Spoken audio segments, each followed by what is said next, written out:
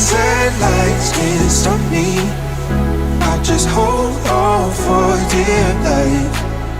Yeah, I can't give up this feeling that I get when looking down. Hey guys, welcome back to SLM. I hope you guys are doing great. So let's talk about this phone. This is the OnePlus 8 Pro, OnePlus's flagship device that came out last year in 2020. I know that OnePlus has recently announced the 9 Pro, which is OnePlus's flagship device that came out this year. But in this video, we're going to talk about the 8 Pro. More specifically, whether or not the 8 Pro is still worth it in 2021, 1 year after the original release date. So let's get right to it. All right, so first things first, let's talk about the specs.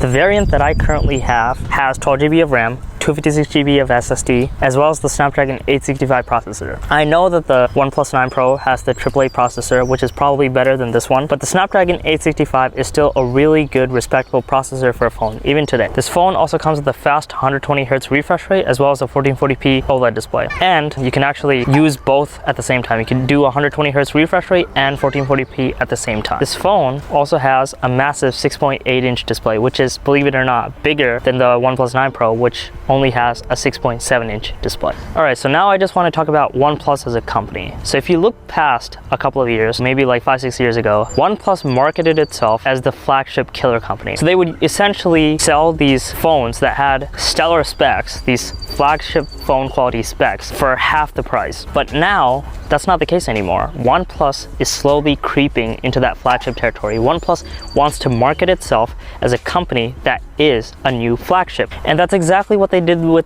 this phone, the OnePlus 8 Pro. They are creeping into that flagship territory. And like that, they do have flagship specs, like I already mentioned, and then some. For example, this phone has finally an official IP68 water resistant rating. So this phone also has wireless charging, the first OnePlus phone to have it. So you can get 30-watt wireless charging if you just buy the wireless charging pad that OnePlus sells. And with that, you can get speeds up to 0 to 50% in approximately 30 minutes if you charge wirelessly using the OnePlus wireless charging pad. Or you have the option of charging it wired with the provided OnePlus charging brick inside of the box, 30 watts too, which charges your phone from 0 to 50% in approximately 20 minutes. And this is usually people's preferences, but another thing I like about OnePlus phones is the fact that it has Oxygen OS, which in my opinion resembles stock Android the best out of any other phone company. Okay, next I want to talk about the camera in this phone. So in the past, OnePlus has been regarded as a company with stellar specs when it came to battery life, when it came to the Oxygen OS in the phone,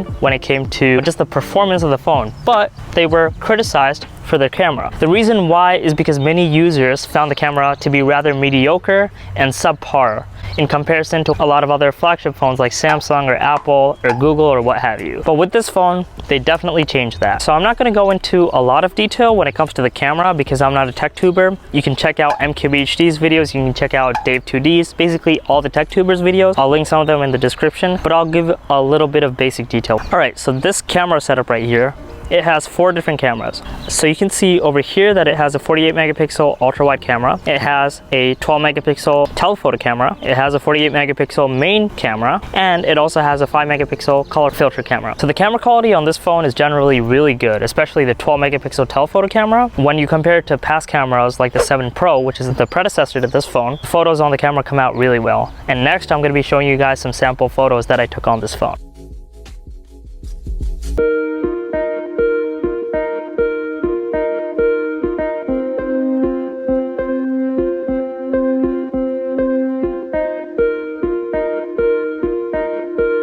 So if you're in the market for a new phone and you're deciding between the OnePlus 8 Pro or the 9 Pro, I think the OnePlus 8 Pro is definitely the one to go with. And here's the reason why. The OnePlus 9 Pro is gonna run you up to $1,070 for the same configuration, which is almost a $300 difference, because you can pick up this phone today on Amazon for approximately $700. With tax, it's gonna get you to $750, versus the OnePlus 9 Pro for the same configuration is gonna run you up to possibly $1,100, maybe even more, which is a big price difference. So really, the only 3 things you're missing out on when it comes to this phone versus the 9 Pro is, first, the chipset, which is the Snapdragon AAA processor versus the Snapdragon 865 processor.